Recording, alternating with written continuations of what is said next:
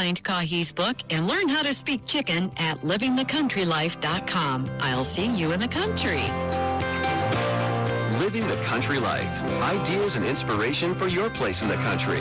You can find more information on today's topic, share your tips, and post photos by visiting us online at livingthecountrylife.com. Today's Daily Encouragement by William the Encourager, sponsored by Ted Russell Nissan, home of the lifetime warranty on Kingston Pike.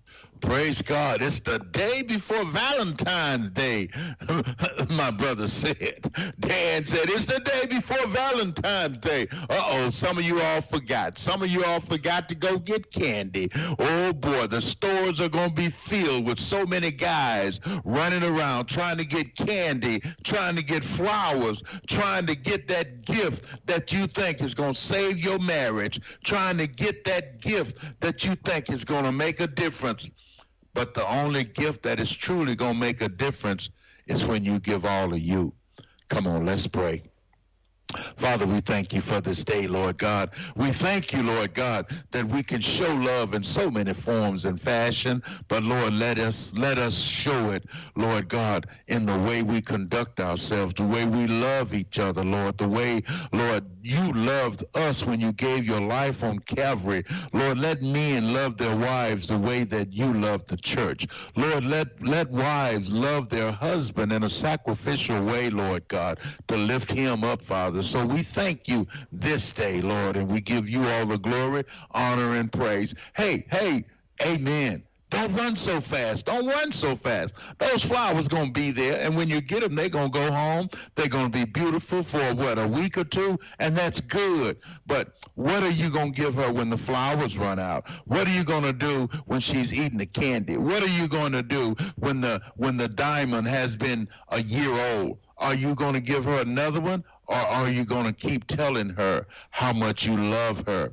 Are you going to keep telling her that she's your world?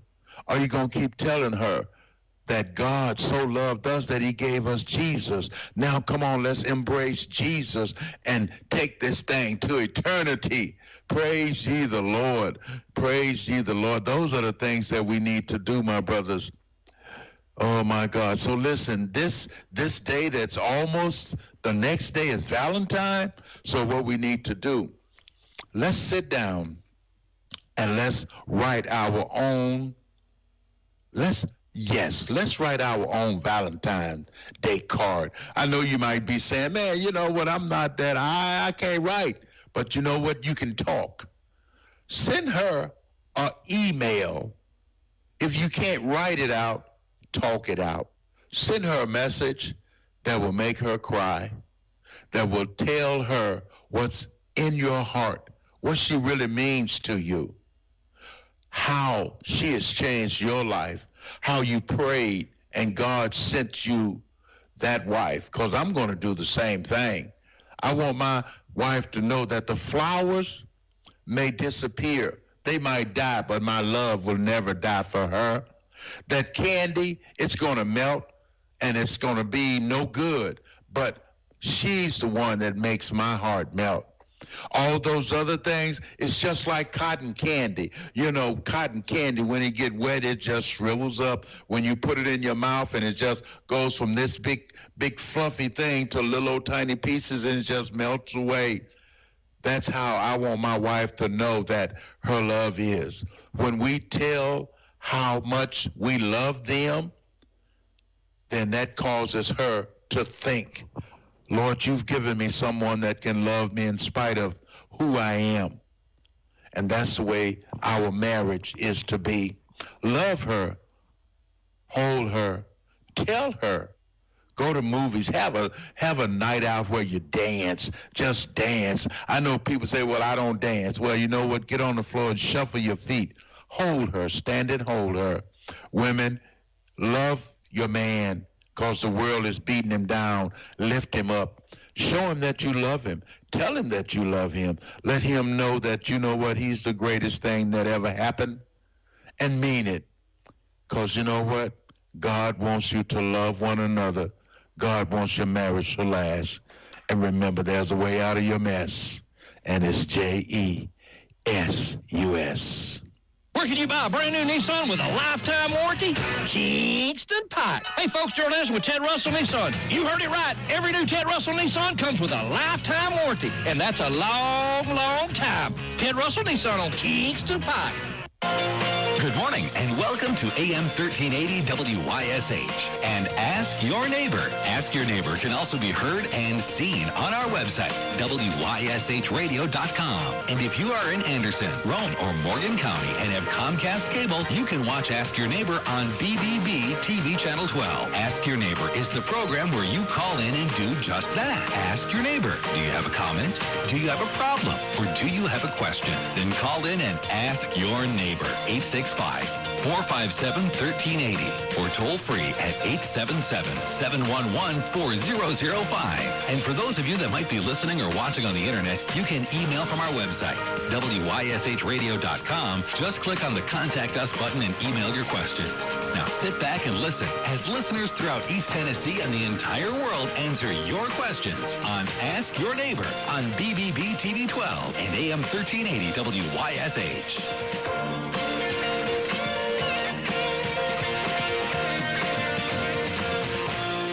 Let's see what we got cooking here today for Ask Your Neighbor on what is today, Thursday? Yep, it is Thursday. Hey, good morning. Welcome to Ask Your Neighbor on WYSH. Hey, good morning, Ron. What's up? I was going to see if you had any more chocolate left. Got any more chocolate left? Who is this? Yeah, it's Joe. Joe, what's your last name? Lawson. What is it? Lawson, Lawson. All right, Joe, I got you some chocolate. How about that? How easy was that?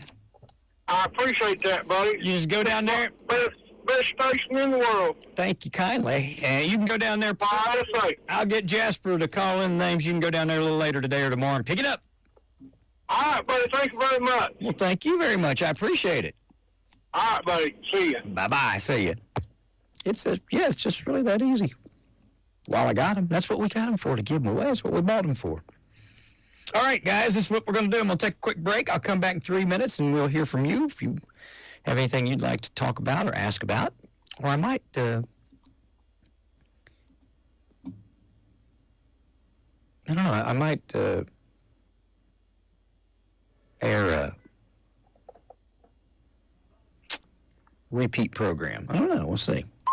Marty Five here. Let's get down to business. Everybody knows Medicare can be confusing. What with all the parts and plans and all, if you're confused about Medicare, just nip it right in the bud. I call the senior benefits team at Madison Insurance Group or visit their new website, straighttalkmedicare.com. You'll have all the answers to your questions in no time. That's straighttalkmedicare.com or call Madison Insurance Group at 865-425-7300. Tell them Barney sent you.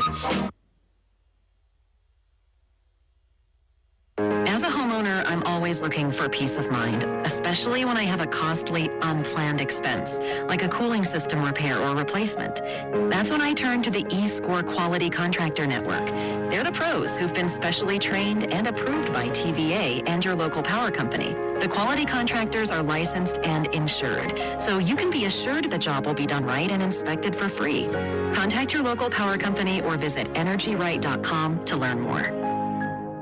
My name is Sarah Millett, and I'm the owner of Millbourne Bakery. Our signature item is our Jumbo Cinnamon Roll. We also have 15 different flavors of cookies. Chocolate chip is the most popular. We have lemon and molasses, coconut chocolate chip, white chocolate cherry, caramel praline, triple chocolate, oatmeal raisin, oatmeal chocolate chip, and coconutties. Our Millbourne chocolates are a chocolate bonbon with a cocoa butter coating that gives it a beautiful color and shine. The inside has different flavors of ganaches. We've got a dark chocolate ganache and many fruit ganaches like cherry and strawberry. We have several different kinds of breads, pumpernickel and New York style seeded rye bread. We offer a plain sourdough and also a rosemary onion sourdough. Our buttermilk bread is very dense and flavorful. On Fridays we offer challah bread with raisin or without raisin. And on Saturday is our favorite cheese bread that we get lots of requests for. Open Tuesday through Friday, 8 to 6, Saturday, 10 to 2. Millbourne Bakery, 1968 Oak Ridge Turnpike. Call 865-272-9095, 272-9095. Millbourne Bakery. You guys sure nobody else has anything you'd like to add today? If so, if you'd like to jump in and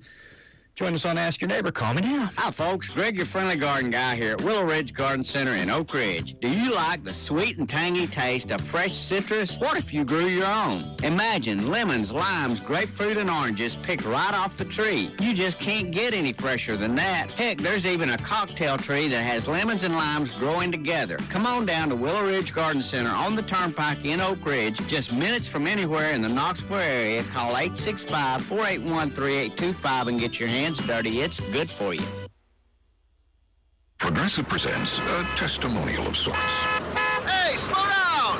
Oh, yeah? Well, you drive like my grandma. She's a very attentive and courteous driver who wears a seatbelt and always uses her turn signals. She's also a talented painter and has very low cholesterol. Not that that has anything to do with the drive. We just thought a more complete picture of who she is might be interesting. Anyway, have a nice day. Safe driver? Get Snapshot from Progressive and get a personalized rate based on how you drive. Progressive Casualty Insurance Company and affiliates. Snapshot not available in California or from all agents. Surcharge possible for unsafe driving. Drivers who switch and save with Progressive could save hundreds, which could be life-changing. I mean, you could put that money towards that zero-turn lawnmower you've always wanted. And after using its edge-shaping technology to meticulously sculpt the face of the Mona Lisa into your grass, you'll become the undisputed king of Saturday morning lawn care, leaving your neighbor and sworn enemy Gary to question his place in the delicate neighborhood ecosystem. And it's all because you could save money switching at Progressive.com. Progressive Casualty Insurance Company and affiliates, not available in all states. Tell you what I'm going to do. I've got, back in December of last year, we had Jerry Shattuck come up, talk a little bit about our history in this area. And so we're going to replay that program for you today. I hope that you'll enjoy it. And then, if you missed it the first time, there's a lot of great stuff about our area that Jerry knows. We're going to have him back up here, get part 2 sometime soon. But here you go. This is from December of last year. Good morning, everybody. Here we are. It is a Monday morning. I told you our friend Jerry Shattuck's going to join us. Good morning, Mr. Jerry Shattuck. How are you, buddy? I'm great, Ron. Thank you. Oh, it's good to have you up here. Good to see you. I haven't talked to you a lot in a while. We touch base every now and again. But how's everything been going with you? Been going well. Lucky man, really. You were traveling last week, weren't you? Right. Went up to Alexandria and visited Andy Shattuck. That's cool. Everything good with Andy and all your clan? Yeah, the school where he's athletic director won their 3rd or 4th state football championship Friday night. That's got to be good. He's got to be happy about that. Well, good. I asked you to come up here. You know, you have, a number of times we've talked about the historical significance, I guess, of Anderson County, where you go. We've got everything from the Museum of Appalachia right down to splitting the atom. You know, we've got so much stuff here. And you've kept up with all of it. I know you did a lot of work for Joe on Aspire to, bring some of that to his park, some of the people that are from around here. I just wanted to kind of get you to talk a little bit about Anderson County and our history, and if you want to talk a little bit about what you did with Joe, just whatever. But I wanted you up here because I think people will enjoy hearing the knowledge that you have about the history of Anderson County. Well, I appreciate that. I've got knowledge. Some of it's probably incorrect. Well, a lot of it was lived, wasn't it? Like, especially the Clinton 12 and a lot of that you went through. And, the irony of it is people out there, it's amazing how you run into somebody that, is not really that much into history, but they'll know something about a particular subject that's far more than you know. Yeah. So, this pick it up here and there about history, it spreads throughout the society and what interests people, and they tend to learn more detail about it than I know, and it's fascinating. Oh yeah, absolutely. But I've said this time and again, you live someplace and you begin to take everything for granted. Oh yeah. And it's amazing about Anderson County. I mean, as I've stated many times before, no county in America our size has had as many events of national and international significance as Anderson County, nor have many counties much larger. Wow. I mean, and this goes all the way back to the I don't know where to begin. The Civil War, for instance, there were no battles fought in Anderson County, but one Union soldier wrote in his diary that of all the counties and areas where he's been, the devastation in Anderson County was the worst he'd ever seen. And that was a result primarily of the Cumberland Gap, which was a strategic point for both sides of the Civil War. Okay. Because, the Cumberland Gap controlled a vein, a route of supply and transportation. And so it's funny, the Cumberland Gap changed hands 4 times during the Civil War. Really? Because each time one of the armies would occupy the gap, they'd become concerned about their supply lines being cut.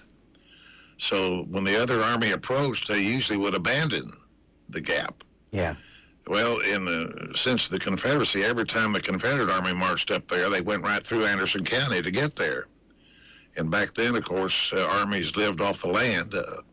They appropriated chickens and hogs and cattle and eggs and everything. Whatever they needed. Split rail fences for campfires and whatever they needed. So it was very devastating for Anderson County. In addition to that, we had these quasi-military groups that weren't really official or under any control. And they would go throughout the county and raid and pillage, sort of covering themselves in the mantle of being some sort of Union militia or Confederate militia. And those people helped contribute to the devastation that Anderson County suffered. But then after the war, Anderson County did quite well in Reconstruction because primarily of its Union sympathy during the war.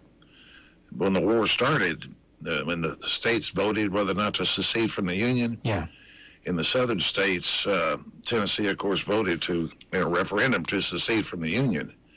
But in East Tennessee, and particularly here in Anderson County, the referendum vote was 1,278 to stay in the Union and 97 to secede. So there was a lot of Unionist sympathy in Anderson County, and during Reconstruction, their position in the state legislature improved, so they were able to finally get some railroads in here, which they'd been working on very hard prior to the Civil War in order to try to take advantage of the coal that was here. Yeah. And Anderson County commenced its reign as being the #1 coal-producing county in the state of Tennessee in most years. Wow. Occasionally they weren't. But that coal was amazing for... Somebody asked me a question, what are the 2 most important things from 1850 to 1950? And this is probably true nationwide, but nobody can answer that question. But my answer is coal and trains. Okay. Because the trains brought the coal to the factories. The coal powered the factories produced the product. Sure. The trains took the product to the American people. And it was a continuous cycle. Yes. And that continued actually up until the 1950s, if you think about it a little bit. Because, absolutely. Coal-fired trains continued to dominate. Yeah. Of course, the automobile came along, but up until the 50s, there were most of the freight was handled on railroad. Transport was done on railroad, yeah. And, of course, passengers were amazing. The number of passengers that continued to rely on railroads. And they were all coal-powered until the diesel engines finally came in abundance in the 40s and the 50s. But at any rate, all this coal production was accompanied by timber production. So we had the coal and the timber that led to tremendous commercial activity in Anderson County. That valley up there from Beech Grove to Fraterville to Bryceville, there were more people in that valley than there were in Clinton and Coal Creek or Lake City or Rocky Top, however you want to call it now, put together. Were they there for timber? Coal and timber. Coal and timber. All those coal mines were up there. And the coal mine led to the first incident of international significance, certainly national significance. That's the Coal Creek War. Yeah. And Tennessee back in the late 1800s, well, after the Civil War, and through 1892, had what they call the convict labor system, where the state would lease convicts to these coal mine operators to mine coal. Well, the free miners didn't like that very much because it displaced their jobs. So finally they rebelled, and in Bryceville, they took over the stockade that housed all these convicts at night, and they'd work in the mines during the day, and they loaded those convicts on a train, sent the train to Knoxville. Pretty extreme. Well, the governor sent a militia up here to reinstall those convicts. Well, those free miners armed themselves and dug fortifications to resist the militia and try to maintain the new status quo, which was no convict labor. And the army approached, and before they had a battle, they decided to have a negotiation. And they negotiated, and the state made certain concessions, so the convict miners were reinstalled. Well, the state did not follow through on the concessions it had made in that negotiation. So the miners rebelled again, took over the stockade, sent the convicts to Knoxville. This time, though, they burned down the stockade. And this rebellion spread down to Oliver Springs, which was also a huge coal center. Yes, sir. And it spread all the way down to Tracy City near Chattanooga. So the state had a real problem on its hands. Yeah. And the governor sent a militia up here, 500 people, and they're getting ready to have another war, which didn't develop in the first place, and fortunately didn't develop this time. But the state legislature was in a crisis mode. Yeah. And so they finally, in 1892, abolished the convict labor system, which was a big, big issue and received national attention during that period. It even received press coverage in Europe. Were other states doing that as well? Yes, other southern states were, and as I understand, even that Pennsylvania and Ohio did it for a while. Okay. I could be mistaken about the extent of that. But, you know, that Harper's Bazaar had reporters here. Wow. Harper's Bazaar was the magazine that was equivalent to what you'd call today's Time magazine, I guess. Sure. So that was a big, significant event in Anderson County history. And, of course, coal continued to be king. Now, that was all on the west side of the county. Yes, sir. Interesting there. I'm going to ramble around here. That's all right. But when the Indians were, Native Americans, were displaced to Oklahoma, the federal government took over ownership of all those lands that had been occupied as home for the Native Americans. And in the 1830s, they began selling 5,000-acre tracts of this land.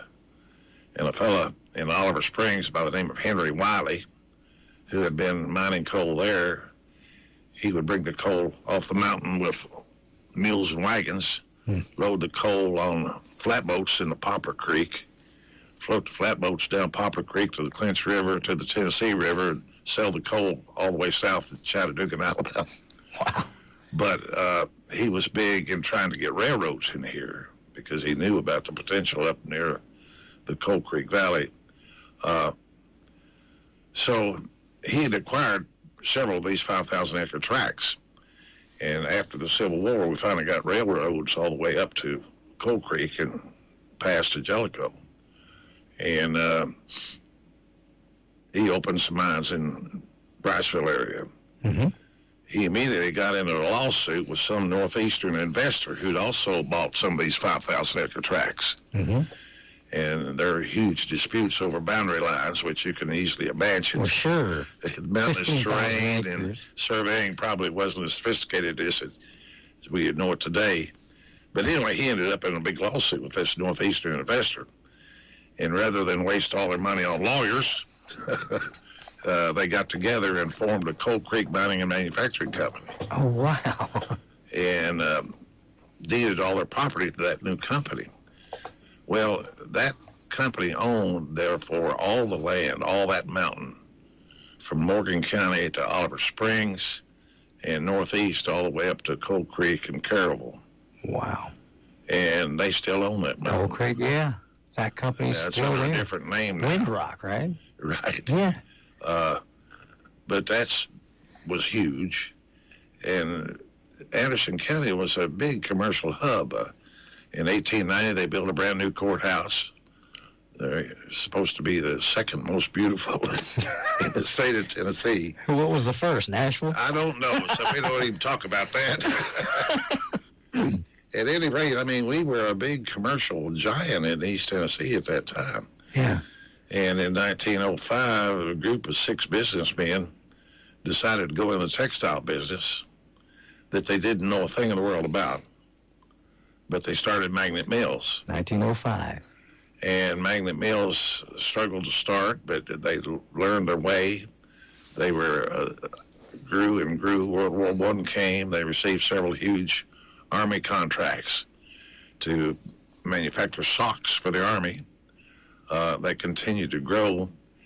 They had a sales office in the Empire State Building in New York. Oh, wow. And all the other textile companies followed them to the Empire State Building. They were one of the leaders. Wow. And Magnet Mills stayed the leading hosiery manufacturer up until the 1950s. Who were the men that started it? Well, a fellow by the name of Sam Leaf, C.J. Sawyer, W.E. Llewellyn's father was one of the investors, David Young, Judge Young. Mm-hmm. It was amazing. And Magnet Mills, by the 1930s, employed 1,100 people. Right down here. Right down. Well, and that doesn't sound like that big a number. That sounds like a... But when you look at Anderson County, at that time in 1930, the population was 19,000. That's men, women, and children. Yeah. You have one place that employs 1,100. That's a big deal. That's huge. Yes, sir. And it was locally owned and locally operated. And those people were very interested in maintaining control and status quo, obviously. But look what happened to them. During the Depression, they continued to run that mill at a loss. They had inventory stacked to the ceiling because they couldn't sell it during the Depression. But they kept operating because they felt such an obligation to their employees and to the entire community. Yeah. You know, this entity that employs 1,100 people out of a total population of 19,000 is huge. And they kept the mill running during the Depression, even though they were losing money doing it. But like I said, you know, obviously... Did they recover from that, Jerry? Oh, yeah. They were more successful during World War II in the 1950s as they had ever been before. They finally fell apart in the mid to late 60s, 1960s. But look what happened to these people. You know, these folks, obviously they were in the board of directors at the mill. Yeah. The board of directors at the only bank in town. Yeah. The deacons at the 2 major churches, city council, county commission. They were all intertwined. We're all the same people. Yeah. So, obviously, and they were good people.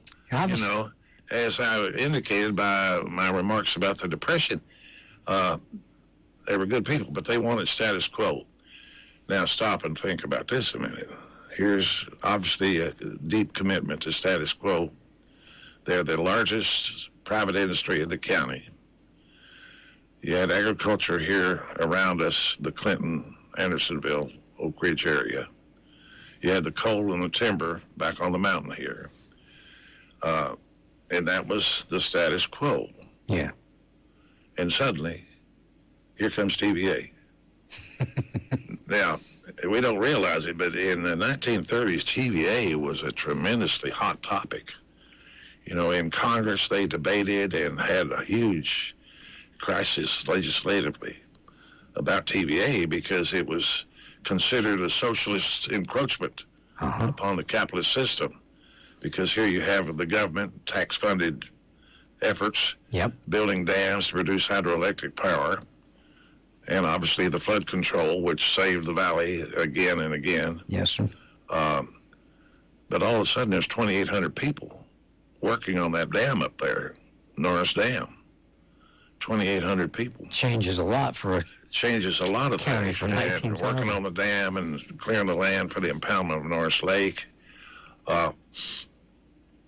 Build a new city, Norris. Build the second paved highway in the county, the freeway from Lake City across the dam to Hall's Crossroads. It was the second paved highway in the county in 1933-34. this new town they built, it's amazing. They had dormitories for 1,700 men. They built homes for 1,100 families. And that was the town of Norris. TVA owned everything in the town, all the homes, all the buildings, all the commercial buildings, all the government infrastructure. Norris School was built, and incidentally, that closed. It was a K through 12 school. Mm-hmm. Prior to that school, we had Glen Alpine High School and the Andersonville Institute. Wow. As the high schools. And of course, they were combined into Norris High School. I've heard that the president's wife actually came and opened Norris School. Have you heard that? No, the president came and opened Norris. Oh, what? Really? Yeah. Norris Dam, I know. I was talking about the school, that she came when they opened the school. She may have. I know she was in Norris on more than one occasion. Oh, wow. But that school, incidentally, trivial fact, okay, when it was built, it was the largest electrically heated building in the world. Really? The Norris School. And, of course, those 1,100 homes they built were all electrically heated. All had electric refrigerators. Wow. And this was transformative.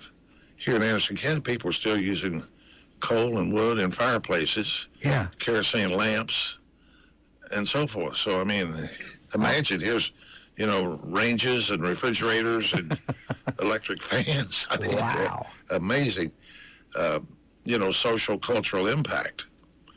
But our population in 1930, as I mentioned earlier, was 19,000. In 1940, our population was 26,000, primarily related to the construction of Norris Dam. Mm-hmm. And that's not big numbers from 19,000 to 26,000, but it's a large percentage. Sure. And it wasn't just quantitative, it was qualitative too. I mean, these people came into Norris were engineers and foresters and people of generally a much higher educational background than the locals. So it was a qualitative change also. So here we go from 19,000 in 1930 to 26,000, excuse me, in 1940. In 1943, there were 100,000 people. The world changed for us, didn't working on the Manhattan Project down in Oak Ridge. Yeah. And, can you imagine that kind of an influx in a society that just 10 years earlier had been very much in a status quo with coal and timber and magnet mills? No. And small farms. We were used to what we were used to. That's right. And it changed dramatically. I mean, dramatically is a good word, but not strong enough, really. And, of course, it was the secret city. Yeah. I mean, it was the 5th largest city in Tennessee and wasn't even on the map. It was, I think, 59,000 acres, gated, fenced, patrolled by Army personnel as they undertook the Manhattan Project. Just unbelievable, the magnitude of that project. K-25 was the largest building in the world. Really? So we had the largest electrically heated building in the world, and then we ended up with the largest actual structure building in the world? That's correct, yeah. All in Anderson County. Right. And, it's all interesting, but imagine the cultural and social impact on a community that, absorbs that much growth. The closest thing I can think of is when you go to a UT game. You know what I mean? Everybody comes all at once. The stores are lined up. Yeah. The roads are busy. You go from 19,000 to well over 100,000. And I'm going to make a real leap here now. Okay. But today, what's happening down in Oak Ridge? Oh, yeah, with the nuclear. Oak Ridge could be more important to our future. Yes, sir. Than it was to our past, as crucial as it was to our past. Because it not only produced the bomb that ended World War II, yes, sir, but it kept producing these more sophisticated weapons and delivery systems that actually won the Cold War. Yes. Without having a Star Wars, war. Yeah. I mean, and here we got things happening down in Oak Ridge today that the significance cannot be understated. I mean, can you imagine the potential revolution in energy? Nuclear energy. Because you talk about anything, it all starts with energy. Yes, sir. Everything. And And these little nuclear energy plants, they're small, but they can make just astronomical amounts of energy, can't they? That's right. And apparently they don't know which way to go yet. You got fission in these small reactors. Yes. You got fusion. Yes. You got solar that I don't think they're anywhere near harnessing yet, but that's what they're working on. The wind turbines, don't let me talk about the wind turbines because I think they're the most ridiculous things we ever thought up. Waste of space. But it's just staggering to think about all of this happening in Anderson County. And here, Oak Ridge, they built this new city to house 75,000 people, which it did during World War II. Yes. But then, after World War II, it downsizes to 30,000. Okay. Now, you remember hearing about Judge Sieber. I do. T.L. Sieber. Yes, sir. He was mayor of Clinton in the 30s. In 1940, he was elected county judge. In 1942, Manhattan Project. 1950, Oak Ridge goes from 75,000 down to 30,000. Can you imagine being county judge over that when all that's happening? No. And you're the administrative person responsible? No, sir. To adjust to it and so forth. That's why after his term as county judge, he was only known as Judge Sieber. That's all anybody knew him as. Just amazing. Yes. So, there's no way to understate the local, national, and international impact of Oak Ridge. But, we're just getting started here. It seems like it. In 1956, we become the first home of the first public school in the South to desegregate. Yes. After the Brown versus Board decision that didn't order the desegregation of schools, but it made possible for federal courts to start ordering those desegregations. You and I have talked about this before, but I want to talk about it on the air. Clinton didn't get the recognition that they earned by being the first school to desegregate. I mean, we got recognition when there was problems, but they always talk about Selma, they always talk about, other places when Clinton was the very first school in the South to desegregate, weren't we? That's right, and the one that stood fast to maintain the desegregation, despite, a mob that literally invaded this town. We had outside agitators from Washington, D.C. and Alabama who came and were followed by hundreds of sympathizers from throughout the South. And during that very first week, the first day of school, they had registration day the week before school opened. Sure. The black students came and registered, no problems. The school was closed for the teachers to have in-service training for a couple of days, and then school was to open. And in the intervening weekend, this guy, John Casper, shows up from Washington, D.C., and tries to organize some demonstrations in resistance. And on the opening day of school, he's only got about 5 or 6 people down there. Most of them are kids carrying signs. Okay. And they, like I said 5 or 6. It was more than that, probably 15 or 20. Okay. But along with them, we've got almost 100 media here. We're talking New York Times, London Times, Los Angeles Times, Washington Post, the local newspapers, the TV, CBS and NBC TV, ABC also, I think. Clinton 12, the 12 black students walk down the hill and go into school, no problems, no issues. The demonstrators, within about an hour, they're gone. Yeah. And that's it. Well, the Sentinel comes out that afternoon. You remember we used to have the Knoxville Journal in the morning and the Sentinel in the afternoon? Yes, sir. Well, the Sentinel came out that afternoon, and the headline was, Clinton High integrated without fuss. And that was the truth. Yes. But that night on the nightly news, coast to coast, NBC and CBS were showing 20 kids. Well, they had a lead story about this demonstration and this resistance in Clinton, Tennessee. Well, the next morning, and these numbers are almost literal, we had about 50 people and they stayed a little bit longer. The next morning, we had 500 people. And Casper is joined by this fella from Alabama, Asa Carter. Let me digress a second about Asa Carter. Okay. He was head of the North Alabama White Citizens Council, and his claim to fame had been earlier in Birmingham, Alabama. He and some of his cronies had rushed the stage and tried to beat up Nat King Cole. Oh, Lord. Who was playing for a big audience there in Birmingham. Yeah. And singing. He shows up, and if anything, he's a little bit more charismatic than Casper.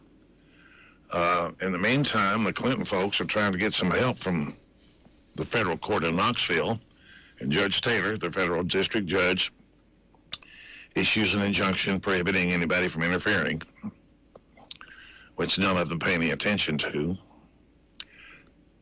Casper gets arrested for interfering, is taken to Knoxville the next morning and found guilty, and Judge Taylor sentences him to 1129 in jail. He immediately appeals and makes bond and is right back over here Wow. the next day. So all this development and this more and more publicity all over The America, media ginned up. all over Europe. Yeah. It is really ginned up. It's amazing. And don't get me wrong, it's free press. They were doing their job. But as usual, they emphasize the negative. Sure. They don't emphasize the fact that most people are not taking a stand. They're not joining that mob. But that mob is so huge now, by the end of the week, it's 2,000 people in that town square. I can remember, I always digress a little side That's all right, stories. please. But we had a football game that Friday night, and the rumors... You were captain of the football team at the time. But the rumors get started that the mob is going to come down to the football field and hold a rally at halftime, burn a cross. And, that rumor sounds ridiculous, but the situation was so volatile that it had some credibility. Sure. And football team, we decided if that happened, we were going to have a little scrimmage at halftime, too. No, that didn't happen, but that gives you an idea of the tension that existed. Yes. Now, Friday night, like I said, there's about 2,000 people up there. Saturday, there's even more. And by this time, the local leaders are really in a bind about what to do. So they organize a home guard, just everyday people. Sure. Like Ron Meredith, plant workers, mill workers. Yeah. Most of whom are veterans. My football coach. And they're deputized and armed to go out there and try to control that mob. Because back then, of course, Main Street Clinton was like every other main street in small-town America. It was the main north-south route. Yes. So that mob disrupted traffic and just created chaos. Well, this home guard was trying to maintain some semblance of order. And there were only about 40 of them. And that mob could have rushed them and just taken over immediately. They didn't. And at one point, the home guard decided to try to clear the courthouse yard. That's the old courthouse back then. It had big greens and trees around it. The mob retreated, and they regrouped and said, let's charge them. Well, they charged the home guard. The home guard threw tear gas at them. Oh, wow. They retreated again, and now they were getting mad.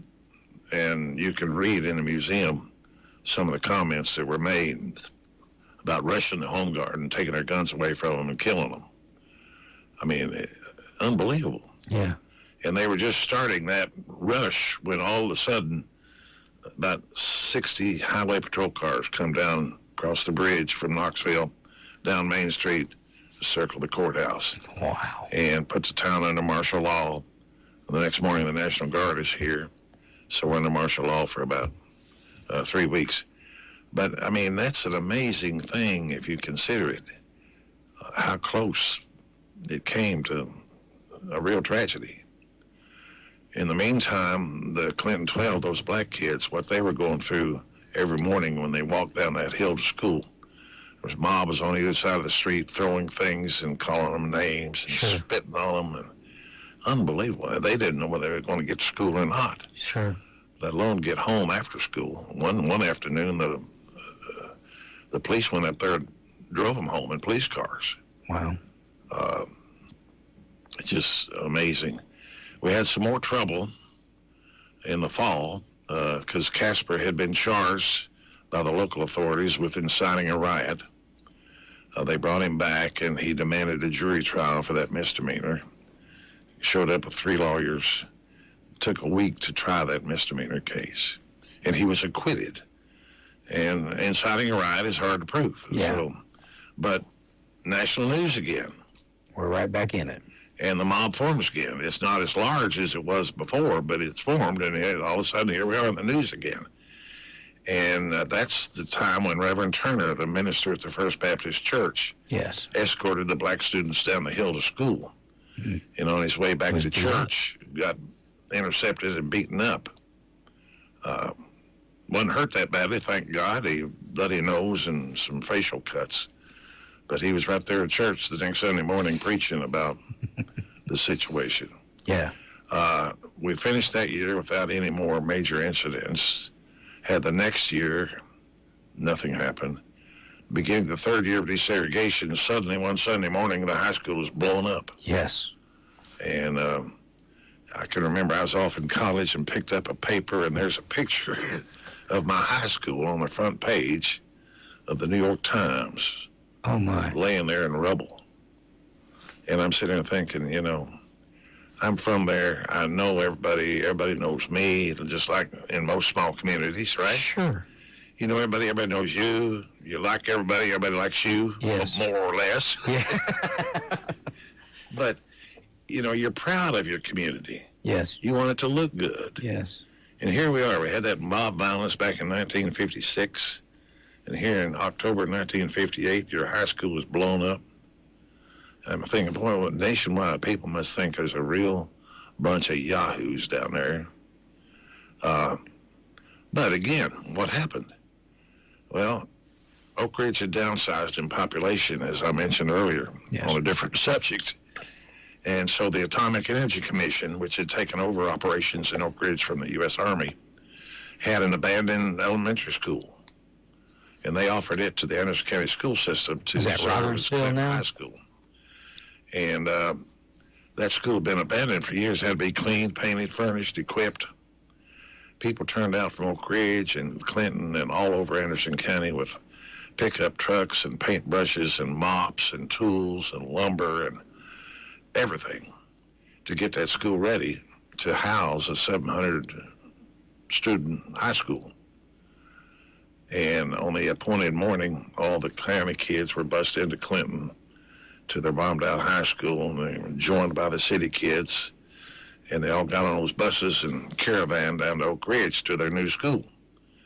And when they get there, 8 o'clock in the morning, there's the Oak Ridge High School band in full uniform and formation, and they play the Clinton High School alma mater. That's classy. As the Clinton kids, black and white, get off the bus going to their new school, which is classy, because the way we're rivals with Oak Ridge. But, imagine that. No, I Talking can't. about something to me. I told that story once to a group, and I looked back in the back, and there were 3 ladies there, and they were just crying. I said, well, that's a great speech I must have made.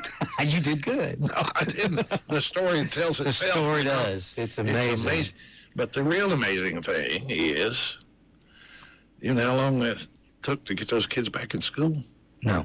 The school was bombed on a Sunday morning before daylight. Those kids were back in school Thursday. What? Back in Clinton school? Back in Oak Ridge? Oak Ridge school. Thursday. 3 days. Imagine that. The logistic accomplishment is unbelievable. And just the towns and the people coming together. But when you hear the story, you got the mob violence. Mm-hmm. Nothing about the home guard. Nothing about the band. Then you have the school being blown up. Nothing about the community's reaction. Yeah. Bad things happen, and that's important. But what's really important is how do you react? Absolutely. What do you do? And on that level, Clinton did pretty doggone good. Absolutely. So anyway, that's that story. Jerry, did they ever? I know it was rumored still to this day, but did they ever know who bombed the high school?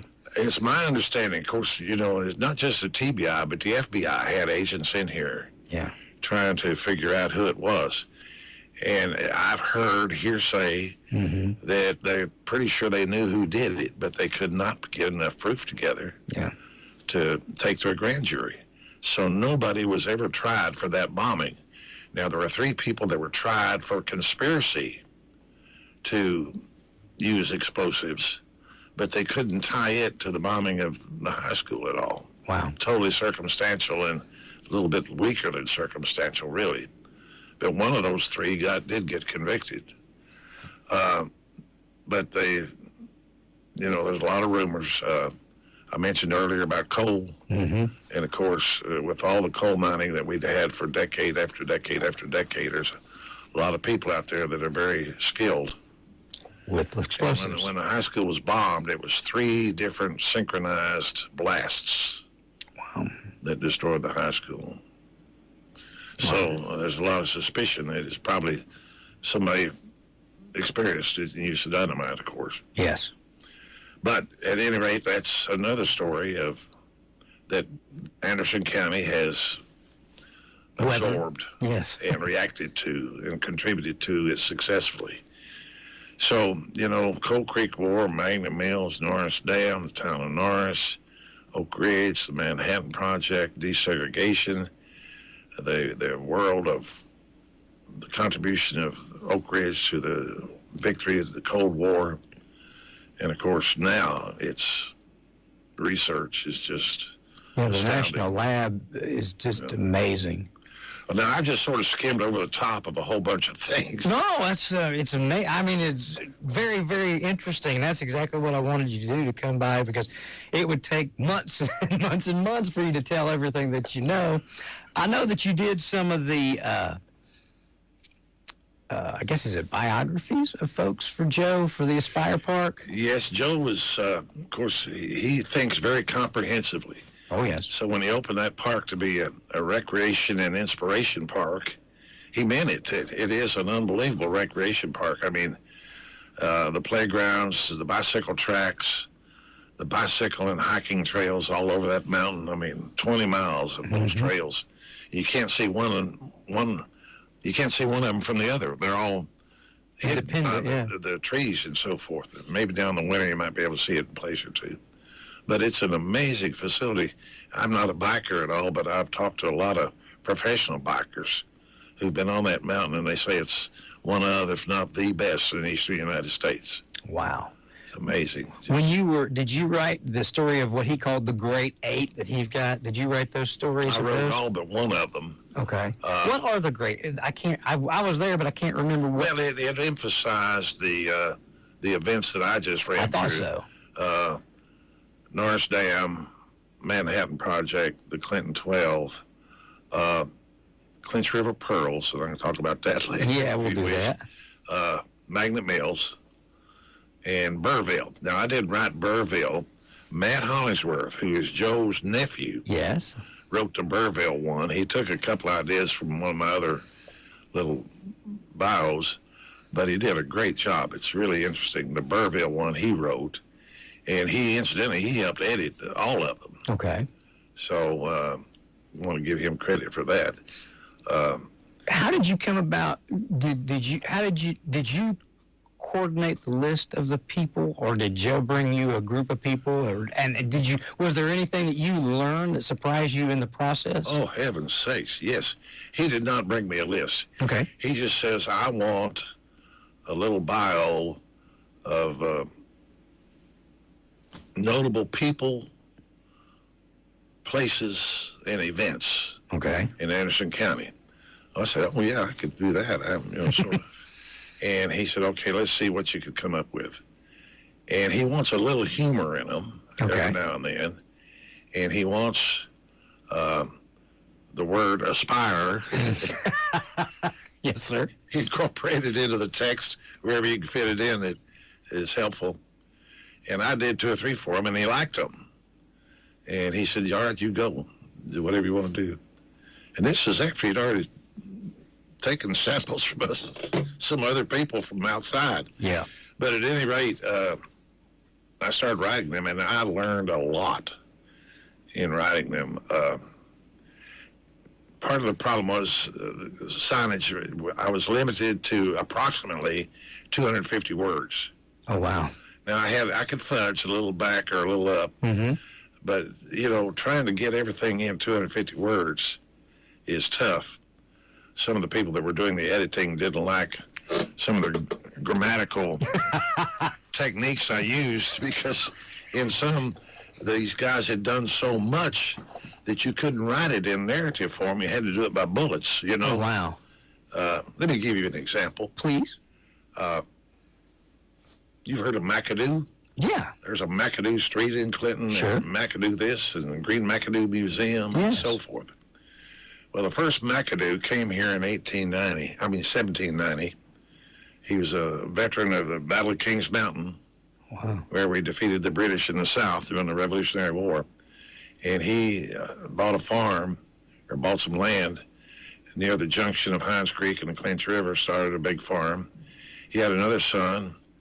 He fought in the War of 1812. He bought a farm up near just below Norris Dam. He had a son, and we're down to third generation now. Yes. Who was an attorney, and he started out teaching school. He hadn't finished college himself. But he organized a regiment to go fight in the Mexican-American War, came back and became president of a railroad company, and something else came in there, intervened in there. He also became a professor at the University of Tennessee in geology, wrote the first geology book on Tennessee. Wow. And they were all born and raised here in Anderson County. Now, this last one I just mentioned, the UT professor, he had a son that was not born here and didn't live here. But, all of his uncles and cousins and everybody was still here, so he was in and out of county a lot. William G. McAdoo, Jr. What? He was a lawyer, got involved in the transportation business, had a couple of mass transportation projects, first in Chattanooga, then in Knoxville, neither of which succeeded. Ended up in New York City as president of the Manhattan and Hudson Railway Company. They built the first 2 tunnels under the Hudson River. Oh, wow. From New Jersey to Manhattan. He became wealthy, of course. Yes. Ended up being involved in Woodrow Wilson's campaign for president. And when Woodrow Wilson was elected, Woodrow Wilson appointed him as Secretary of the Treasury. In the meantime, he married Woodrow Wilson's daughter, took over the Secretary of the Treasury. He pushed through Congress the legislation that created the Federal Reserve Board, and was the first chairman of the Federal Reserve Board. And that all grew right out of here. Yeah, William G. McAdoo Jr. Heck, I haven't even started yet. No. Here comes World War I. It started in 1911, I think, right? Yes. Or 1914. Anyway, America didn't get involved in that war till 1917 militarily. But when the war broke out, all these European investors rushed to America to cash in their securities and their equities and their stocks and bonds. And back then we were on the gold standard, so they could take that cash, convert it to gold, and take it back to Europe. Well, McAdoo saw this coming as Secretary of the Treasury. He shut down the New York Stock Exchange. Wow. So they couldn't do it. And obviously saved us a depression. Yes. In the meantime, all the American factories are going full blast, producing weaponry and commodities for the European nations that are involved in World War I. Yes. We started out that era as a net debtor nation to Europe. We finished World War II as a net creditor nation to Europe. I mean, that sounds sort of complex, but that kind of thing changes. It turned the tide completely. Changes the world. Yes. I mean, it's amazing. Then during World War I, you remember Woodrow Wilson nationalizes the railroad system? Yes, sir. And back then, we had some roads, but we didn't have any highways. The trains took everything. Yes. Freight, people, that was it. He puts McAdoo in charge of this. Probably the most powerful man in the nation, Okay, then the war's over. He goes back to practicing law in New York City. He gets together with Mary Pickford, Barrymore Jr., Lionel Barrymore Jr. Wow. The comedian. Chaplin? Charlie Chaplin. Yeah. And D.W. Griffith. And together with them, he starts United Artists, the movie company. Wow. I mean, I couldn't do all this in 250 words, I tell you. No. Wow. I got two more. No, yeah, In many as you 1920, he runs for president. Really? Under the Democrat ticket. And, back then, you didn't have, the primaries elected delegates, and the delegates would go to the convention and they'd vote on who's going to be the nominee for the Democrats or Republicans. Well, the Democrats probably didn't have that much chance to win the presidency immediately after World War I. But he went to the convention leading in delegates, but didn't have enough to get elected. And he ended up losing the nomination on the 43rd ballot. The 43rd. He goes back in 1924, excuse me. Again goes into the convention leading in delegates, but he loses it on the 103rd ballot. I mean, it's just... Wow. In the meantime, he's become a U.S. Senator from California, divorces his wife somewhere in there, Woodrow Wilson's daughter, and marries his nurse. So I didn't put that in there. That wasn't a bullet point. That wasn't in the bullet. But can you imagine a resume like that? No, I can't. I had no idea. I didn't either. And anybody that drives on McAdoo doesn't have any idea of why. Well, I'll tell you one guy that does. You know Joey Smith? Yeah, I know. Yeah, absolutely. Joey does. He historic Buffett. I'm going to have him up, too. You should. I will. He's great. But he didn't know all the details about McAdoo Jr., but he knew all the details about the McAdoo family. Yes. And one of those details is Green McAdoo. Okay. He was born to slaves in the 1850s. Okay. Part of the McAdoo family. He was Green McAdoo. His name was actually Green McAdoo? Yeah. Okay. And he became a Buffalo soldier after the Civil War and came back to Clinton and became head custodian of that 1890s courthouse that I mentioned earlier. Yeah. It was the second most beautiful in the world. in the state of Tennessee. Wow. And he was a prominent member of the community. And, they named the school after him, Green McAdoo Grammar School, elementary school. And, of course, the museum now is the Green McAdoo Cultural Center. Wow. In his honor. So his name is living longer than Williams. And William ran for president twice. That's just amazing, Jerry. And that stuff you learned in this process? In the process of doing, and that's just one. God, I could go on and on and on. Go as long as you won't go. We got all the time you've got. I even did one on David WYSH. Yeah, I knew that. Okay. Tell us a little bit about David. Well, I'm not going to. David can tell all you want about himself.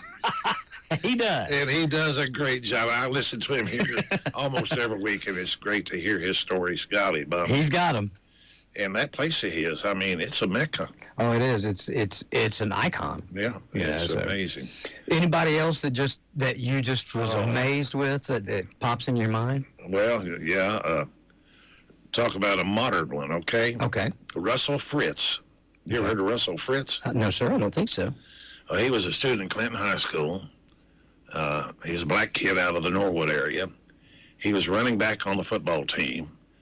Wasn't great, but good. Mm-hmm. He was point guard on a basketball team, and he was great. Gotcha.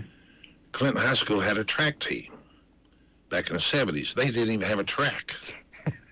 They practiced on the parking lot. Oh, wow.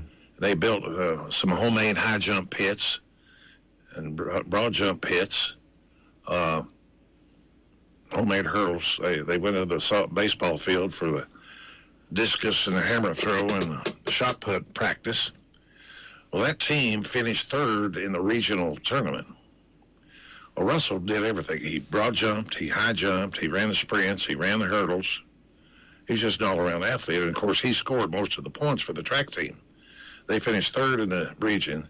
They go to the state tournament and finish 5th. Okay. Which is pretty amazing for a school that doesn't even have a track. Yes. You know. So after that state meet, his coach says, Russell, listen, they're going to have a decathlon meet in Knoxville, a regional meet, and then there's a state meet. He says, I want you to enter it. And Russell said, Coach, I've never done a decathlon. I wouldn't know how to start. And the coach said, yeah, but you're such an athlete, and you've done a lot of those events that are in the decathlon. And he said, well, I've never done a pole vault. And the coach said, that's all right, I've got the Oak Ridge coach. He's going to show you how to pole vault. So he takes him down to Oak Ridge, and in that week, he teaches Russell enough to get over the minimum height required in the pole vault. Really? Russell goes to the regional meet. He not only wins it, he sets a new regional record. Oh, my Lord. The UT coaches are sitting there with their mouth open. Where's this kid been, you know? He goes to the state meet, not only wins it, but sets a new state record. Holy cow. It's amazing. Obviously, he gets a scholarship to the University of Tennessee track and ends up winning the SEC Decathlon Championship during his career. But, I mean, talk about an amazing story. Later on, after graduation, he started working for a trucking company and became an executive. Wow. In that trucking company. But that's a pretty amazing story, too. I put that in there with Larry Sievers. We got one on Larry. Oh, Larry, tremendous. Absolutely. UT, Charles McRae. Did a little verb on him. And, of course, Atlanta. We got to have Atlanta Sievers. Atlanta Sievers. Director of schools here in Clinton and ended up being... State Education Secretary. Secretary of Education for the state of Tennessee. Of course, we got one on Bones. Yeah. It's amazing. During his era as city manager, this is in the late 60s, 70s, into the 80s, he gets $31 million worth of improvements to Clinton. New parks, new schools, new fire departments, new housing, just on and on. $31 million, of which over $20 million comes in the form of grants. Wow. That he worked his tail off trying to get. He'd work and be turned down and keep on working and was so persistent. He got these grants again and again and really did so much for the town. You know, the Boys and Girls Club every year used to have it was a fundraiser, but they would induct a couple people into, I want to say a Hall of Fame, but that's kind of minimizing it. But they acknowledge these people's huge compliments, and I had the honor of inducting Bones and Ronnie Fox on the same night, and I got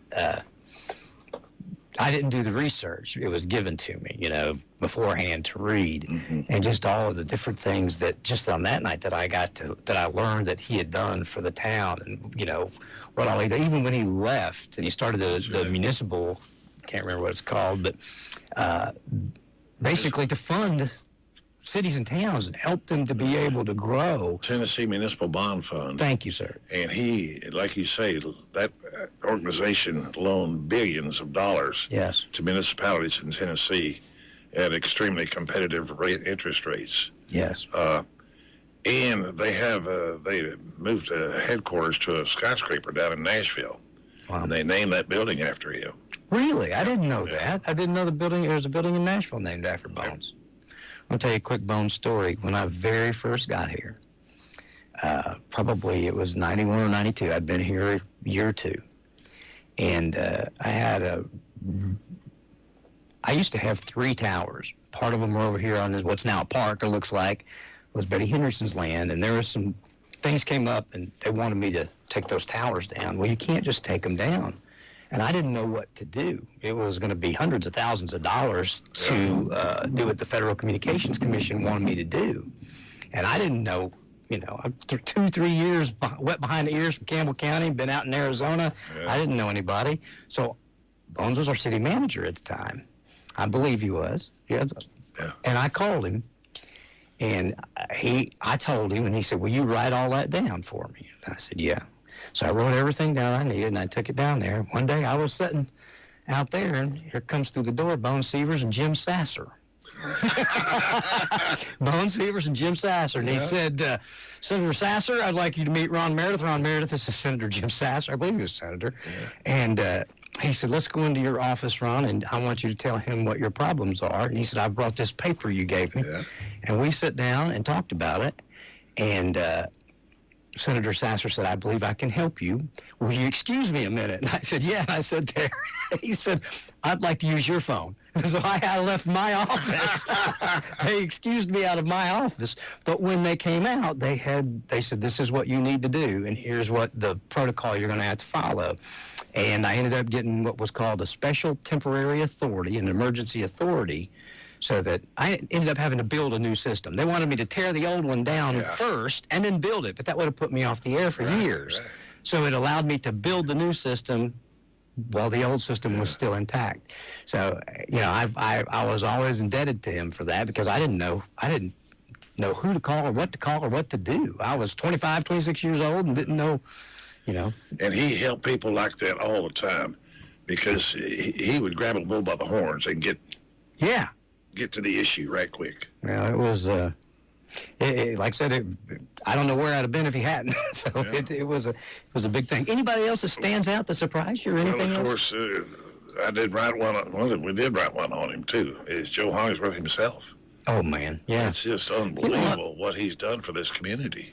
Please do, if you don't mind, tell a little bit about it, because I don't know all there is to know, I'm sure. Joe started. His father, Joe Hollingsworth Sr., had a hardware store here at Clinton, and he was on the board of directors at the bank, and he built homes himself and was an investor.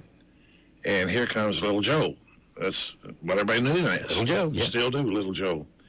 And he, in high school, he built his first house. Wow. And then through college, he was working on building subdivisions.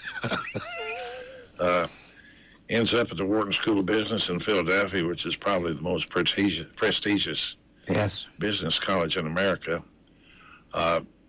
Continues building houses, starts building apartment complexes, starts the Get and Go chain, starts buying shopping centers and remodeling them and then selling them at a profit. Mm-hmm. He had health centers. His biggest enterprise is these industrial parks that he's built throughout the South. Yes. Tennessee, Alabama, Georgia, North and South Carolina, Virginia. He builds industrial parks and builds buildings to satisfy the customer, and has been extremely successful in that. In the meantime, he was a primary donor for the Junior Achievement Center. Oh, yeah. Up here near Anderson County High School. Untold people he's helped throughout the years. He takes the Clinton Middle School gymnasium and totally remodels the interior of that that gymnasium, including the lobby and the dressing rooms, as well as the gym floor itself. He builds the football stadium and indoor football practice field for Clinton High School. And I'm sure it's tragic that he's done that much, if not more, in other areas. But then he comes along with this idea of Aspire, and it is a magnificent undertaking. It's available for free to anyone. If you go there to eat at the restaurant, you're going to pay for your meal and so forth, but all the activities are free. Yeah. Which includes, like I said, the playgrounds for the kids, which are just covered up in good weather. All those kids take their little bicycles, and some of them head up to those courses that are up on the hill in the open. Yeah. And, of course, the more advanced bicyclists hit the ridges. And those bicycle trails on those ridges are just unbelievable. They've got downhill courses that have a ramp that, the professionals can hit and go 20 feet in the air, The other thing they have, and I still don't understand this, they have these rock trails, and it's just a big pile of rock. I mean, they're not placed in level. Yeah. They're lined up. It's just a pile of rock. In one area, they have one that looks like it's about 200 yards long. And those bicyclists ride that rock trail. And I don't know how in the world they do it. Some of them have to put the one wheel down and spin the other wheel around to get down it. To get over it. No, these are on the level. Some of them are on a little bit of a downhill, but it's amazing. It is amazing. He's got Revolutionary era figures, Benjamin Franklin, George Washington, carved into trees Oh, wow. Up on the top. Mm-hmm. And there's a view spot up on the west end of the mountain where you can see out to the Cumberlands, and then you can look west or northwest and see the wind turbines down at Windrock. I've not been on any of the trails. I've been through the general area. They took us on a tour. And of course, it's along those trails that the majority of these signs I did are on. And altogether, there's about 60 to 65 of them. And just like I said, I learned so much about people. Interesting story too. I don't know. Yeah, dude, I'll just jump around. Please do. We got all the time. As much time as you'll give me, I'll take. R.G. Krosno. You ever heard of him? No, sir. All right, R.G. Krosno went to one of the first people in the Norris era, and he was a TVA employee, and it was his job to run their creamery. Okay. They built a creamery, and they supplied milk to the people that lived in Norris and to the workers. My papa worked at the Norris Creamery. Norris Creamery. You worked there? My papa did. Yeah. Really? Earl Stooksbury. Yeah. No fooling. No fooling. Well, he can tell you a lot more about R.G. Krosno than I can, probably. But see what I mean? Stories, your uncle can tell you so much more. But R.G. Krosno was the head of this creamery. As head of the creamery, his salary was $1,400 a year. Wow. Which was big money in the Depression. Wow. Oh, yeah. Head of the creamery. That TVA decided to get out of the creamery business. So he sees the opportunity. He leases it from TVA and starts expanding production, and he starts selling milk into Lake City. That's still Coal Creek. It didn't become Lake City until the 40s. The coal mining camps. Yeah. By the way, these coal mining camps, one of those mines in New River had 90 homes for its miners, had a huge boarding house, had a club, a cafeteria, excuse me. Anyway, he sold milk to these coal camps. Sure. And expands into Clinton and Harriman. And then all of a sudden, Manhattan Project. Oh, wow. He starts supplying milk to Oak Ridge. Oh, my goodness. And it's an unbelievable challenge because during World War II, getting raw milk and processing it was no easy job. Yeah. Let alone getting trucks. And that many people. But he struggled through World War II successfully and had expanded, Clinton, Oak Ridge, Anderson County, Harriman. And it grew to a multi-million-dollar business by the end of its life. How did you find out about these people, Jerry? I mean, there's biographies about them here and there. You pick up articles you see or hear. But Norris was owned by TVA. Yes, sir. And TVA auctioned it off. And the people in Norris were in a real bind about what to do because none of them had enough money to buy the whole city? Yeah, buy the whole city. And this New York investor bought the whole city and started selling, private homes to the individuals. Well, Krosno went to Nashville several times and was able to get Norris Incorporated. He became the mayor for 7 terms. He was helped by the husband of my 6th grade teacher. His name was Ernie Arnerius. He was the city manager for over 20 years. But he, without a doubt, was the first citizen of Norris. Wow. He was also chairman. He served on the Anderson County Board of Education and was chairman of the Board of Education during the desegregation crisis. Really? In the mid-50s. So he was really a first citizen of this county. But it's an amazing business story. Yeah, it is. That's just, like I said, my grandfather worked there. I don't know how long. He ended up leaving and going up north to the steel mills. You know what I mean, at some point. But yeah, he worked for the Norris Creamery. Like we used to say back in the 50s, about 3 R's. Reading, writing, and the road to Detroit. That's what it was for a long time. That's just amazing, Jerry. Is there anything else that strikes you? Anything else you want to share? Please. We're talking about reading, writing, and the road to Detroit. Yes. Here you get the late 1940s, early 50s. Yes, sir. And into the mid-50s. And Magna Mills is still going strong in the 50s. Okay. But in the 60s, it goes under. Coal production is really declining. Timber production is declining. We have Oak Ridge, which pays great wages. So Anderson County has got a dilemma. We've got the great cash flow with the payroll down in Oak Ridge. But unlike Alcoa in Blount County or Tennessee Eastman in Kingsport, yes, they all pay taxes. The federal government in Oak Ridge does not pay local taxes. Got it. Now, they paid a watered down in lieu of tax payment. But in the 60s, here we got, the county's got the cash flow fine with the wages at Oak Ridge. But in terms of local taxes, you know, to finance education, government infrastructure, the functions of government, we got a real problem. Sure. So we realize we have to expand our tax base. And some very foresighted people, Mr. Rutherford used to be president of Union People's Bank, Horace Wells, who I rode one on, by the way, they all get together and they come up with the idea of an industrial recruitment agency.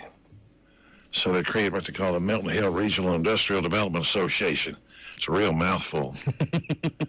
And, of course, they try to recruit industry out of the north. Well, the industry is interested, but when they look at the wage scale that Union Carbide has established down at Oak Ridge, they don't want to come down here and try to compete with that. Yeah. So it's slow going. We finally get our first plant in the late 60s, Modine Manufacturing Company. Yes. Then soon after that, in the 70s, we had Allied Structural Steel. They built trusses and beams for interstate bridges. Took them in and out of here on barges, by the way. Yes. But it's a hard sled. It's hard to go. Well, beginning in the 80s, and I got to give credit to Jim Cooper, who became here as our recruiter. Yes. He was very successful, and we started with one industrial park there at Eagle Bend. And when it was not given to us, but it turned over to us by TVA back in the early 60s, we never dreamed we'd fill up Eagle Bend Industrial Park. You know, much less need more. But heaven knows, we fill up Eagle Bend Industrial Park, and we've got to start looking elsewhere. So we end up building 3 other industrial parks. Yes. And obviously, what it's done to the tax base is indescribable, because they say that for every one manufacturing job, and they debate this, some people say you create 3 other jobs in the ancillary economy. Yes. Some people say, no, it's just 8/10 of a job in the ancillary economy. But whatever it is, it's more than that one industrial job. It adds to the economy. It adds up to the overall workforce as you have more commercial development, you know, supporting that industrial development. But those men had the foresight to see that. We were one of the first communities to have a recruitment agency. So here we are. Was Mr. Hoskins on that too? No, Dudley was not involved in it. He was involved in organizing the Chamber of Commerce. Okay. Chamber of Commerce, out of which a lot of the men who were involved in this particular activity.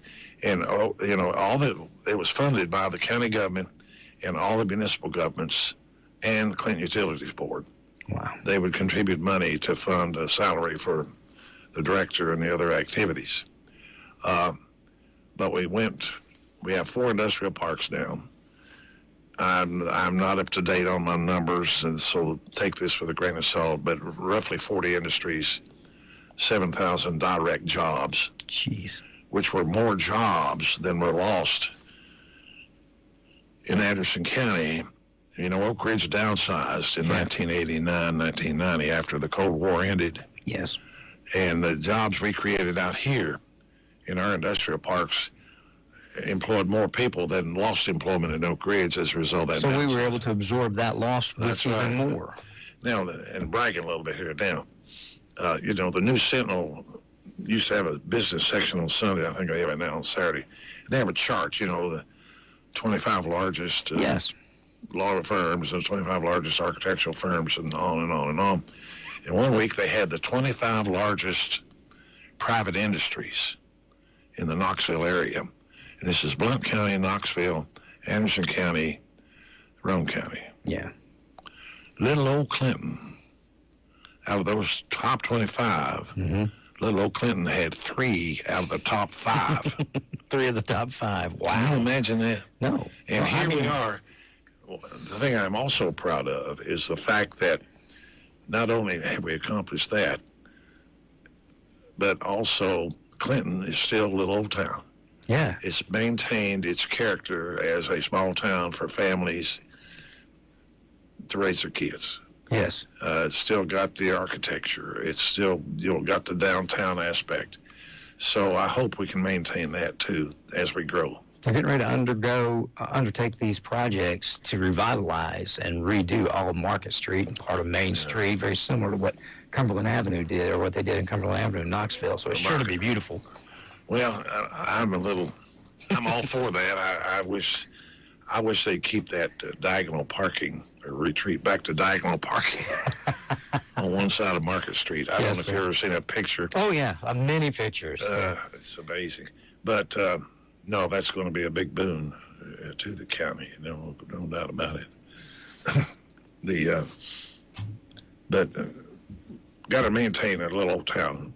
Yeah, to be able to do that, to be able to have growth, sustain the growth, absorb the growth and the jobs, and still be able to keep your, maybe a USA personality is a pretty big deal. At the same time, something like Aspire is something real special also. Going to draw a lot of people in. And one thing I didn't mention about this industrial development, the county and the cities have done a great job in supporting that effort. But the real kicker was the completion of I-75 in 1973. Okay. Because it puts this crossroads of I-40, the biggest, busiest interstate east and west from North Carolina to California, and I-75 from Windsor, Michigan, yes, down to Florida, puts us, let me think about it, I'm probably going to get this wrong. Right in the crosshairs. It puts us within 12 hours of like 70% of the nation's population. Yes. And that's crucial. Yes. For like transportation, and so we're a great hub. That's right. For people to come to. Plus we're the great hub of energy and research. I mean, I don't even have a clue what's going on down at Oak Ridge. I don't either. They may already have the answer. I don't know. But whatever the answer is, it's going to be a difficult transition because somebody's going to lose a ton of money and somebody's going to make a ton of money. You mean as we move from, turbo-generated electricity to nuclear-generated power? Yeah. I'd say, Or from gasoline to batteries. Yeah. I keep thinking about getting stuck in a traffic jam. Dead electric battery. I don't know where you're at, but I'm not a battery kind of car guy. I don't know. Maybe if they made one that sounded like a car, I could adapt a little better. Maybe making noise, I'm just too old school. I'm not big on these electric. I'm not. And the autonomous ones, I'm definitely not big on it. The one driving themselves and all this other stuff. We just, Trace and I got a later model car and bringing it home, and it moved itself to the center of the lane. If you start to get over it, it'll move you back, So it's amazing what all. Well, I was driving one. My friend of mine had a brand new something or other, and he kept saying this car is jerking. Something's wrong with the steering. We stopped and went to a service station, and first we opened the hood, and there's a big cowling over everything. You can't see a thing in there. I said, well, forget that. And I started driving, and I realized it was that lane change warning. It moves you. Come on, give me a break. Who needs that? Well, then the great thing was, I'm going into St. Louis, Missouri, and there's about 4 interstates that all come together at one time, and I'm trying to adjust my mirrors, and the 2 side mirrors come all the way in. Closed on you. So here I am trying to merge into these interstates and no side mirrors. That's the best driving I ever did. You got there and back. Yeah. Great. Is there anything else? Like I said, I'll take as much time as you'll give me. I am not on a time limit. Well, there's plenty else, Ron. I don't know what else to tell you about. I mean, I could go through more of these signs in Aspire, but heck, Fire Joe wants you to come over there and go through them. When you first told me you did that, I called him. I said, "Hey, Joe, can I talk about a few of those?" He said, "Well, I'll let you talk about 2 or 3." That's about it. You got it. Yeah, and he said, "The rest I want people to come out and see." I may be in trouble already. No, I don't think so, because people will. I think if anything, you've encouraged people to get out and see it. You've contributed a lot to our area. You've contributed. I know you served as vice mayor. Did you ever serve as mayor? No. I know you were vice mayor. How long were you on council? I was on council twice, a little over 20 years altogether. And then, how long did you have your law practice? 41, 42 years. So you've seen a lot come and go. Was head of the football team. And you've done a whole lot. I appreciate you. I know a lot. We worked together a lot when you were on council for about 9 years, I guess. Or when Wimp was in 8 years. When 12. That was 12, wasn't it? 12 at first go. Yeah, I was on about 8 before, back in the 70s. When the retail task force was formed. And we set out to do all, Yeah. And some of those ideas are still in effect. They're manifesting today. Yeah. And I'm really proud of the industrial development. I've been on that board for over 60 years, isn't it? Yeah. Really proud of that. Yes, sir, you should be. Because, again, like you said, the jobs just that we absorbed when Oak Ridge downsized, and it's still growing to this day. I know one thing we're looking. Me and you have had this conversation before. We're still on the prowl for a place for more industrial land and more industrial parks. Yeah. I know that at one point in time, people talked about maybe we could work with Campbell County and some other people to do a joint effort or something. But man, those jobs are the lifeblood of our area, aren't they? Well, they are. There's no question about it. But believe it or not, we're getting a little weak on workforce availability.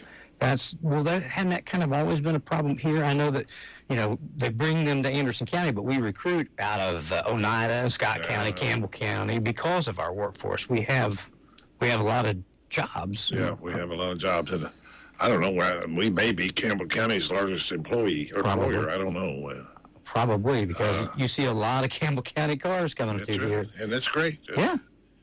As Joe says, they'll stop at the go and get gas and get all the other stuff. So it's a good deal. Yeah. I don't know. There's just so much history. And, the amazing thing is, I don't matter where you go. Yeah. There's some old geezer around that knows some of the local history. And it's always interesting. No matter where you are, there's interesting history. Well, do me a favor. I mean, you know what you've talked about today, and then over the next course of time, jot down some notes of some other things you'd like to talk about, because I'd like you to come back. I'd have you every day if you'd come every day and tell us about stuff. But maybe you'd have to whip David first. Well, every day but Thursday. But and then we'll get you back and talk about any other things that that you recall that you would like to talk. Because I think it's important to preserve our history. I want to learn about it. I like to know about it. It's very interesting to me. I mean, I've made a living, raised a family, built a business, all right out of Clinton, Tennessee, out of this little radio station. The things that people have, I made my living off their backs of what they brought here and did here. And so I'm very interested. Well, it's amazing what you've done up here, Ron. How many radio stations are there here? Well, I'm just running 3 out of here. We got 7 frequencies and 4 stations, 7 frequencies, and we're 3 out of here and 4 elsewhere. Somewhere else. Yeah, well, I've got the Knoxville office over on Chapman Highway, Seymour. So I'm going towards Seymour. I've got that. So we've done all. Speaking of Seymour, I've got a friend of mine from college. His daughter and son-in-law moved here from California. Yeah. Just because they wanted to live in East Tennessee and get out of California. I found a lot of people doing that. Yeah. We've got a lot of people that are coming to the area. That's something that we've talked about a lot, and I'm sure we talked about it way back in 2005, 6, 7, 8, 9. Housing. We were talking about that then, we still are today, so they're working on it. Boy, the housing in Oak Ridge, the growth down there and condos and apartments is amazing. I was talking to some folks building some houses down here, like on the way to my house, and they sold them before they even built them. Yeah. The contractor said, I'm not going to do that anymore because he said they change everything along the way. But I mean, they just said, we're going to build this house and this is how much money it's going to cost. So, I mean, like 4 of them, just bang, bang, bang, bang, bang, because there's such a demand for them right now. So I don't know how those contractors and stuff are going to meet that demand, but it's out there if somebody steps up and can figure it out. Well, my sister-in-law passed away a year or so ago, and I've got a great brick rancher available. If anybody looking for a brick rancher in Clinton? Yeah, on Douglas Lane. No, there you go. You just give Jerry a call. It's a nice home. Well, Sellers Realty has it. Okay. So, call Joey. yeah. Oh, good. Jerry, thank you for sharing your time with us, and thank you for sharing that. If you would, seriously, if you just make a note, and I'll holler at you in a few weeks or months or whenever you take a hankering, I would love. I don't know if I've overstayed my welcome. No, you haven't. You can stay as long as you want. Like I said, I know the guy that runs the place, and you can stay as long. You can stay as long as you want to. As much as you got, as much as you want to share, I'll take. So. Whatever you wish. Well, I'm here to please if I can. Well, I'll tell you what we'll do then. We'll just, like I said, you think about some other things that you'd like to share, and I'll holler at you, and we'll get you to come back up and do this again on all these different subjects. I'm taping it, and I'm going to tape it and keep it, and so I'll have it. If you want a copy of it, I've got a. This? Yeah. And Brad saves the video, so there'll be a video archive of it, and there'll be an audio archive of it. The video archive is. That's okay. I tell people call that play off. People come in all the time. They say, "Oh, I love that I'm on radio." They'll come in. I wore my sweatpants. I said, "We're on TV too." So. Well, we got football to get through here. We do. What do you think? Going to Ohio State. What do you think about the playoffs? I have mixed feelings. I'm sort of like you. I want to see how it works out this year. I'm a little bit 12 may be too many teams. Okay. But no matter how many you put it, there's going to be a lot of disputed disappointment. Yes, sir. Just like, right now, Alabama, those folks are disappointed because SMU is snuck in there. And yeah, you can see a little justification for both sides of that issue. If Ole Miss hadn't lost, we wouldn't be in there. I know it. So we kind of snuck in, so. Well, I just hope that the Vols can put a whole game together. Boy, if they can. They're going to be able to. I mean, they've put quarters together or half, but they never have put 4 quarters together yet. Not against any team of any significance. It's got to happen. Well, all these powder puffs they play, it just burns me up anyway. I heard today there's only 3,500 tickets available for volunteer fans. Really? That's what they said this morning. They're going to go to donors, season ticket holders and donors first, because Tracy's from Ohio. She's been down here the great majority of her life, but she's from Middletown, same place that the upcoming vice president's from, Middletown, Ohio. And so she said, "Can we go?" I said, "Well, I'd love to go, but tickets will probably cost as much as a used car." So I don't think we can get a ticket. I heard when the Texas and Texas A&M were playing, I think one of them said the tickets were $1,600 a piece. That doesn't surprise me whatsoever. And I'm sure the scalpers were getting even more than that. I can't remember how much I paid, but I went to the SEC championship one year in Atlanta, and it was a lot. It was almost like the ACMs and CMAs have got up to that kind of money, $1,200, $1,500 a ticket. That's why I haven't went. But it was big money, and so I can't afford them playoffs games and all that stuff. But I would love to go see it. I think the Vols are going to be. It's going to be a great game. I hope so. And let's face it, as I understand, we can't. If we win, we catch Oregon the next game. Jeez, I don't know about that because they're lightning in a bottle. I don't know how good they are, Ron. I really don't, because I don't think Penn State's that good. Well, that's true too. And Ohio State lost to them by 1 point. Yeah.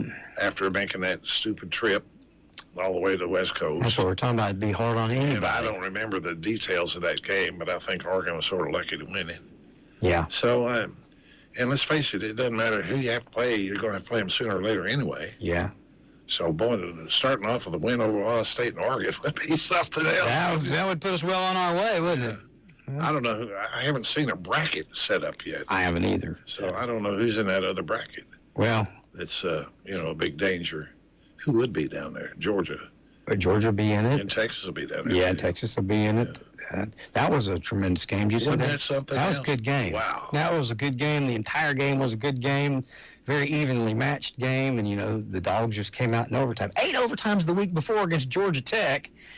Georgia was tired, and then come in there and win it in overtime against Texas. Well, and that quarterback coming off the bench. Yes. He gave him a spark. He really Boy, did. he did. And I wonder if their starting quarterback, he came back in just to hand the ball off on that last touchdown, but I wonder if he'll be well going into this playoff. I don't know. He's got 2 weeks, so that's lucky for Georgia. Yeah, but he came in, his arm was dangling. I thought, how in the world's he going to do anything? And it stood out because he's got it all tattooed up, so you could tell. Man, it was, he was hurt. But we're going to have some good football coming up in the next little bit, Lord willing. I hope so. And I'm going to get you to come back if you're okay with that. I'm okay. All right, you just try not to bore the people too. You are. I promise you right now, I'll get more calls, texts, and emails about this program than I do a lot of them because people enjoy. It's a good program, Ron. It really is. Well, I enjoy. You know what? I like talking to people. You know that. Oh no, you don't. And so I'm well suited for what I do. And I enjoy hearing and learning, especially about our area and about history and about, people's stories. That's one thing in my business. I just love, I want to hear people's stories. I think that they're significant. No matter what the story is, it's the world to whoever's telling it to you and it happened to. And I like to listen to that. I'll tell you one other little story. Tell me as many as you want. About the modern and the ancient. Yes. Remember when TVs first came to Anderson County? I don't. The first television in Anderson County was sold at the Upper Windrock coal mining commissary. Really? And they got the reception from Atlanta. Being way up on the mountain. Yeah, on top of Windrock Mountain. And so they picked up the Atlanta TV station. That's it. It didn't have any stations in Knoxville yet.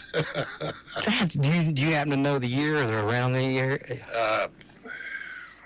At least let me think a minute. Let me think. I got to transpose how old I was in the 7th grade. You would have been, what, 12? 11 or 12, yeah. Wow. So that's 51. That's amazing. Amazing stuff. Thank you for coming in with us today.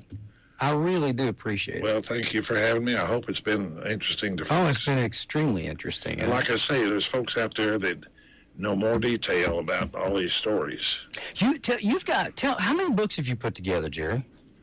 Just, the stuff at Joe's is not a book. It's, just individual bios, very abbreviated on, like I said, only 250 words. And then I wrote another little book, just a survey of Anderson County history.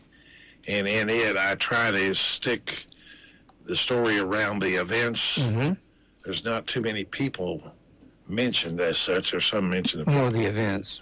But it does give a background of these events that I outlined that have been of significance to not only the county, but the nation or in some cases internationally. And fill in a lot of extraneous stuff as I go along. Where, if somebody wanted to get your book, where can they get it? Well, we're about out. There's still some up at Hammers. Okay. And there's still some at Hoskins Drugstore, I think. Gotcha. But I'm all out right now, and I don't know whether to print another batch or not. I listened to a book that Chris Wallace, news guy, is Mike Wallace's son. He wrote a book, and I want to say it was called, I could pull it up on my phone, but I think it was called 1944. I can't remember, but it was going into the Manhattan Project. And he was telling how the president at the time, he was just going through the historical significance and all the stuff that happened and telling these stories about people he intertwined in it. And one of the couples that he highlighted in this book The man was from Oliver Springs, and the woman was from Norris, and they met at Hoskins. And he talked about them courting at Hoskins and the Ritz Theater, and went all through that. He went off to war. She went to Oak Ridge, where she worked on a machine that she had no idea what it did. Electromagnetic separation. Absolutely, but nobody knew. They just went in and did what they told and pushed the buttons and did all the stuff that they were supposed to do. But it told that whole... Thank you for listening to AM 1380 WYSH and Ask Your Neighbor.